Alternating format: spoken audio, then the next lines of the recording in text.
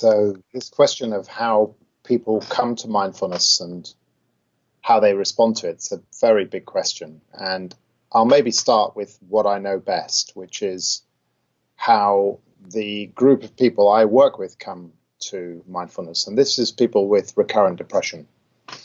And they come because they're suffering and they're scared and they have a real fear often of becoming depressed again.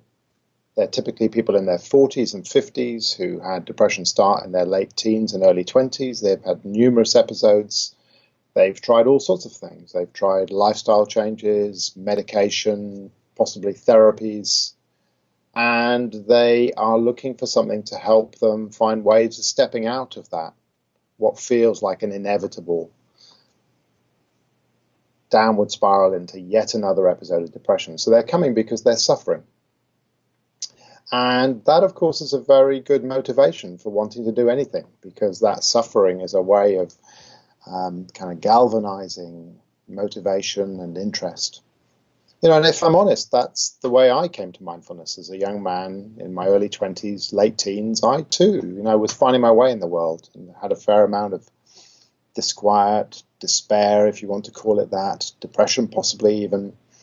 And I was traveling for work for the World Health Organization. I was traveling in India and in Thailand and became very interested in some of the ideas I was finding out about there and some of the kind of contemplative traditions and in Buddhism, and found it very helpful with my own mind and with my own path, if you like. So I think your question's a very big one, and I think in relation to depression and despair, it's coming from a place of suffering. But there are many, many ways in which mindfulness is now being applied.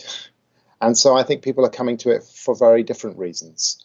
And I think each of those groups of people, each of those individuals would have a whole set of different issues that they're bringing when they first encounter mindfulness.